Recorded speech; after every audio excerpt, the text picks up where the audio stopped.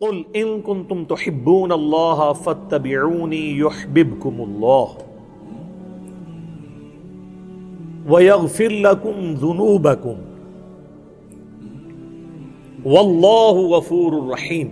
اے محبوب صلی اللہ علیہ وآلہ وسلم ارشاد فرما دیجئے کہ اگر تم اللہ سے محبت کرتے ہو یا اس کے دعوے دار ہو تو پھر میری اتباع کرو، یعنی نبی صلی اللہ علیہ وآلہ وسلم کی، تو اللہ تم سے محبت کرے گا اور تمہارے گناہوں کو بھی معاف فرما دے گا، اور اللہ تعالیٰ بخشنے والا رحم فرمانے والا ہے۔ میرے بھائیوں، اتباع کے حوالے سے میں نے بتایا تھا کہ اتباع کی ڈیفینیشن ہوتی ہے محبت کے ساتھ کسی کی پیروی اختیار کرنا، یعنی اطاعت پلس محبت از اکول ٹو اتباع۔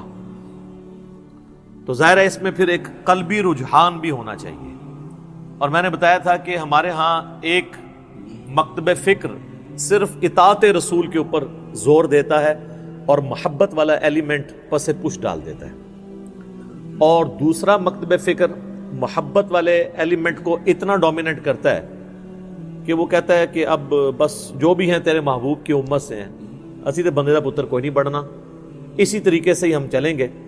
وہ دوسری ایکسٹریم پہ چلے جاتے ہیں، جبکہ قرآن میں اطاعت رسول کا بھی حکم ہے صلی اللہ علیہ وآلہ وسلم، اور اتباع رسول کا بھی۔ اتباع میں یہاں تک بھی ہوتا ہے کہ محبت کی وجہ سے انسان بغیر کسی لاجک کے، بغیر کسی کے حکم دیے بھی وہ کام کرنا شروع کر دیتا ہے جس کے ساتھ اس کی عقیدت وابستہ ہوتی ہے۔ اس کی چند ایک مثالیں میں نے بخاری اور مسلم کی روشنی میں پچھلی قرآن کلاس کے اندر ڈسکس کی تھی، آج ان کو ریپیٹ کرنے کی ضرورت نہیں ہے۔ کچھ کریٹیکل احادیث اس کانٹیکسٹ میں چاہ رہا ہوں ڈسکس کر لوں۔ پہلی حدیث بخاری اور مسلم کی متفقن علیہ حدیث ہے۔ اللہ کے محبوب صلی اللہ علیہ وآلہ وسلم نے فرمایا، اس شخص نے ایمان کی حلاوت چکھ لی، مٹھاس چکھ لی، جس میں 3 نشانیاں ہوں گی۔ نمبر 1، اللہ اور اس کا محبوب صلی اللہ علیہ وآلہ وسلم اسے پوری دنیا میں سب سے بڑھ کے محبوب ہو جائے۔ نمبر 2، اس کی دوستی اور دشمنی کا معیار اللہ کی ذات ہو۔ اور نمبر 3، کفر کی طرف لوٹایا جانا اس کے لیے اتنا ہی مشکل ہو جائے جتنا زندہ آگ میں جلایا جانا، وہ آگ میں جلنے کے لیے تیار ہو جائے لیکن اسلام نہ چھوڑے۔ جس میں یہ 3 خوبیاں ہوں گی وہ ایمان کی حلاوت چکھ لے گا۔ اللہم اجعلنا منہم، آمین۔ یہ حدیث خود ہی اتنی سیلف ایکسپلینیٹری ہے، اس پہ 1 گھنٹہ بولنے کی ضرورت نہیں ہے، ہر شخص اپنا محاسبہ خود کر سکتا ہے۔ ایک اور حدیث ہے بخاری اور مسلم میں، متفقن علیہ حدیث ہے، شروع میں ہی کتاب الایمان میں، تم میں سے کوئی شخص اس وقت تک مؤمن نہیں ہو سکتا جب تک کہ میں اسے اس کے ماں باپ، اولاد، سب لوگوں سے بڑھ کر عزیز نہ ہو جاؤں۔ اس کا مفہوم بڑا واضح ہے۔ محبت کا تقاضا یہ نہیں ہے کہ صرف اونچی آواز میں نعرہ لگا لیا جائے، بلکہ پوری دنیا، حتیٰ کہ اس کے ماں باپ، اولاد اور سب رشتہ دار، پوری دنیا والے ایک طرف کھڑے ہوں اور اللہ کے محبوب صلی اللہ علیہ وآلہ وسلم اسے دوسری طرف بلا رہے ہوں، تو وہ سب کی پرواہ کیے بغیر اللہ کے محبوب صلی اللہ علیہ وآلہ وسلم کی دعوت پر لبیک کہے، یہ ہے اس کا مطلب۔ اور ظاہر ہے کہ بڑا مشکل کام ہے۔ یہاں پر تو ایک نوجوان کے لیے داڑھی رکھنا مشکل ہو جاتا ہے، پہلے ماں باپ ہرڈل بنتے ہیں، بعد میں بیویاں۔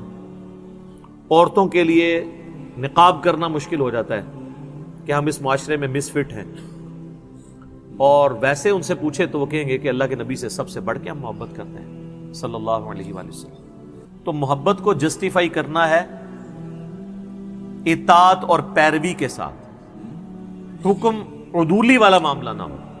جس سے محبت کرتا ہے نا، پھر اس کے لیے کر گزرتا ہے انسان۔ یہاں تو لوگ دنیاوی محبت میں اور عشق مجازی کے اندر خودکشی کر جاتے ہیں،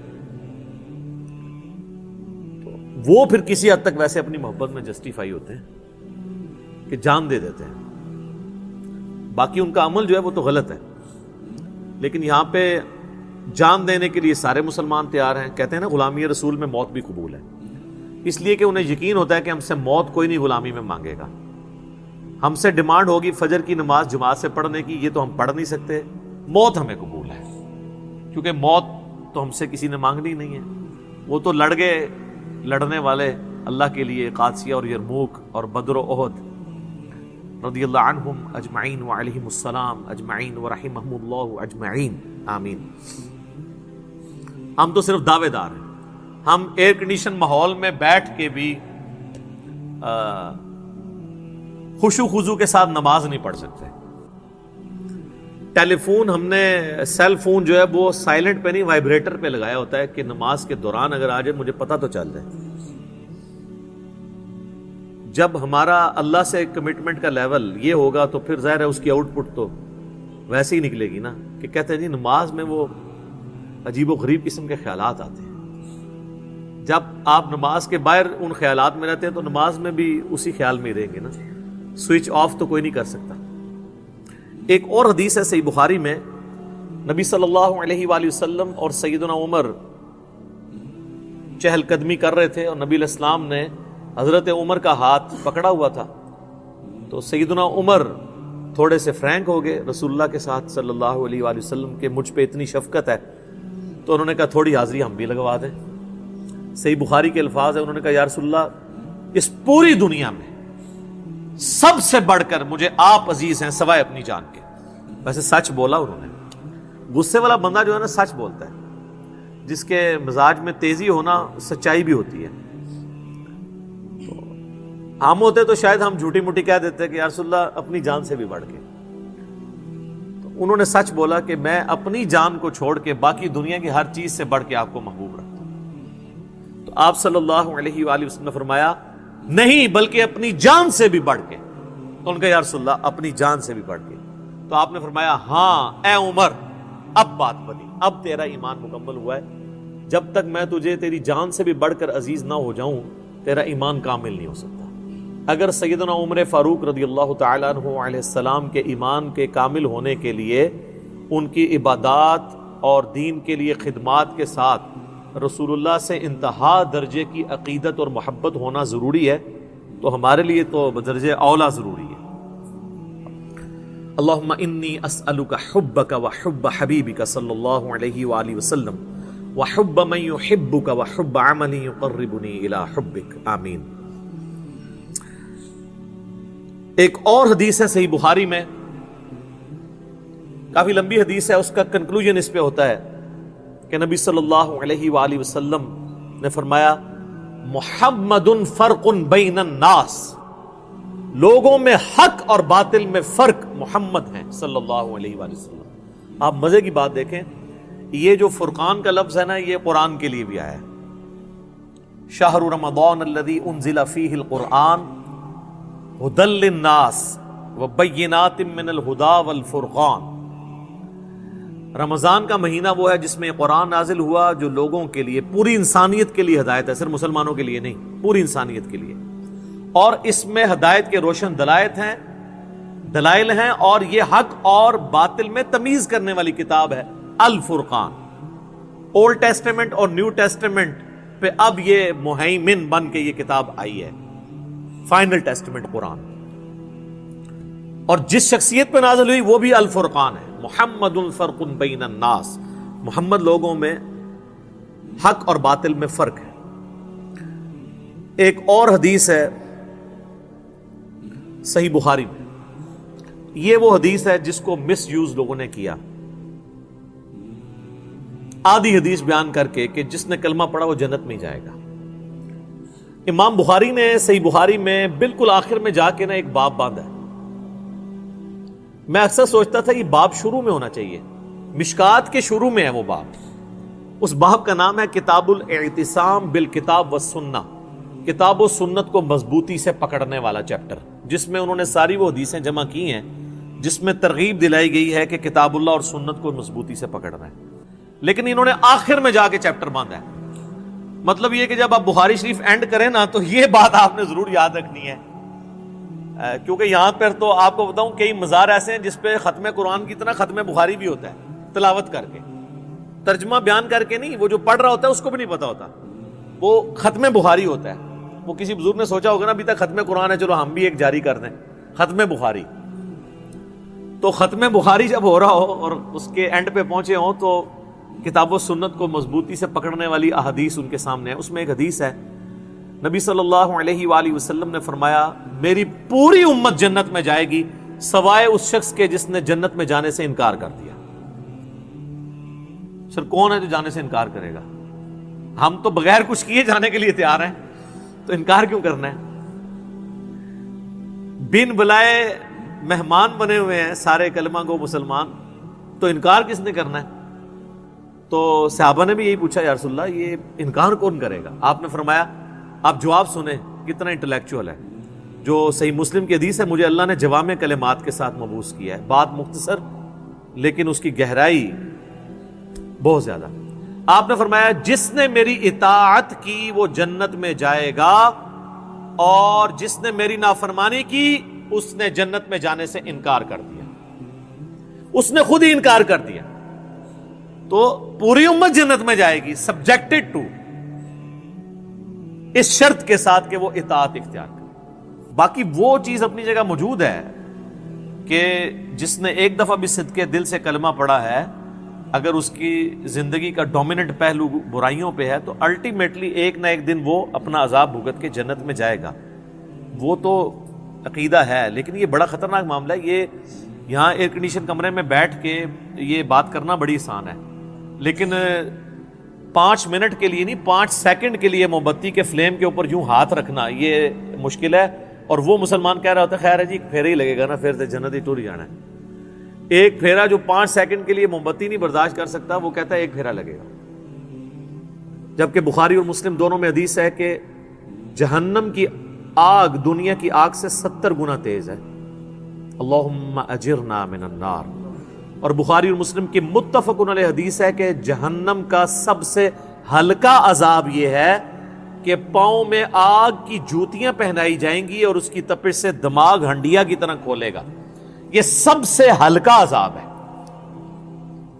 تو بھاری عذاب کون اس کو بریف کر سکتا ہے؟ ویسے آنکھیں بند کرنی ہے تو بے شک کر لیں.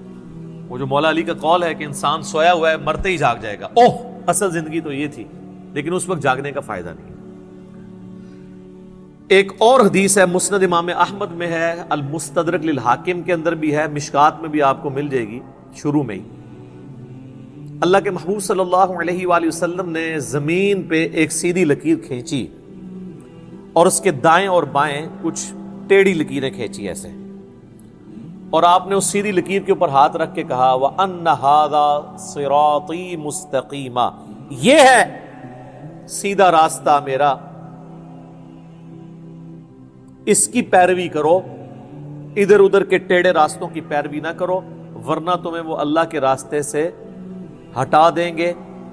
یہ وہ چیز ہے جس کی اللہ تمہیں وصیت کرتا ہے. یہ آیت آپ نے تلاوت کی سورۃ الانعام کی، اور پھر آپ نے فرمایا یہ ارد گرد ٹیڑھے راستے ابلیس کے راستے ہیں اور یہ سینٹر میں جو سیدھا راستہ ہے یہ میرا راستہ ہے، نبی صلی اللہ علیہ وآلہ وسلم کا راستہ. لہذا یہ اکثر لوگ جو کہتے ہیں نا جی سارے راستے جو ہیں وہ حق پہ ہی ہیں، اور پھر مثالیں دیتے ہیں، کہتے ہیں جی آپ نے مقصد تو سفر طے کرنا ہے، کوئی گاڑی میں سفر کرتا ہے، کوئی ٹرین میں کرتا ہے، کوئی پیدل جاتا ہے، راستے بھی مختلف ہو کے آپ پہنچ ہی جاتے ہیں منزل مقصود پہ. یہ دنیا کی مثالیں اللہ کے راستے کے لیے آپ نہیں دے سکتے، کیونکہ اللہ کا معاملہ تو بالکل الگ ہے، اس نے تو راستہ ایک بتایا ہے. اسی لیے آپ دیکھیں ہدایت کے راستے کو قرآن میں ہمیشہ سنگولر کے صیغے سے خطاب کیا گیا ہے. اہدنا الصراط المستقیم، اے اللہ سیدھا راستہ دکھا. صراط الذین انعمت علیہم، وہ راستہ جس پہ تیرے نیک انعام یافتہ لوگ چلے. تو نیک انعام یافتہ لوگ راستے پر چلے، راستوں پہ نہیں چلے. جب ایک سے زیادہ ہوں گے تو وہ نبی علیہ السلام کا راستہ نہیں ہوگا. یہاں کہتے ہیں سارے حق پہ ہیں جی، کہتے ہیں جی وہ سب نے اسی ایک بڑی نہر سے یا سمندر سے ہی پانی لیا ہے. دنیا میں تو ہم نے دیکھا ہے کہ اگر کھارے پانی کی نہر ہے تو اس کی جتنی بھی ندیاں نکالیں وہ کھاری ہوتی ہیں، اور میٹھے کی ہے تو میٹھی ہوتی ہیں. تو یہ کیسی آپ کی نہریں ہیں کہ جس میں 180 ڈگری چیزیں ہوتی ہیں، حتیٰ کہ آپ کے ٹالرنس کا لیول یہ ہے کہ آپ نے 300-350 سال تک خانہ کعبے میں 4 مسلح ڈال کے رکھے ہیں. اگر آپ یہ سمجھتے ہیں کہ چاروں اہل سنت کے امام حق پر تھے تو 4 مسلح ان کے نام پہ کیوں ڈال دیے؟ چلیں 4 نمازیں بانٹ لیتے کہ ایک امام کا ماننے والا پڑھائے گا، دوسرا تو پھر تو بات سمجھ آتی. 4 مسلح الگ کر دیے، نمازیں الگ کر لیں، اس کے باوجود راگ الاپنا. یہ تو اسی طریقے سے ہے کہ کوئی شخص آپ ضد کرے کہ جی یہ میرے سامنے جو سٹاپ واچ ہے، یہ سٹاپ واچ نہیں پڑی ہوئی ہے، یہ گاڑی کھڑی ہے. ٹھیک ہے، اس کے لیے وہ کہ جی آپ ذرا اس کو مہذب سا لگا کے دیکھیں یہ چورس بھی ہے، یہ تھوڑی سی بڑی ہو جائے گی، یہ جو آپ کو نظر آ رہا ہے نا یہ ٹائر ہیں، آپ کو اصل میں پتہ نہیں چل رہا. تو آپ جتنی مرضی کہانیاں کرائیں، جو چیز ہے وہی رہے گی. بہرحال گورا اس کہانی میں نہیں آتا. وہ کہتا ہے یار کوئی علمی کتابی بات کرو، جو ہم کہتے ہیں کہ مرنے سے پہلے اے مسلمان کر لے اس پہ غور، کتابوں کا خدا اور ہے، بابوں کا خدا اور.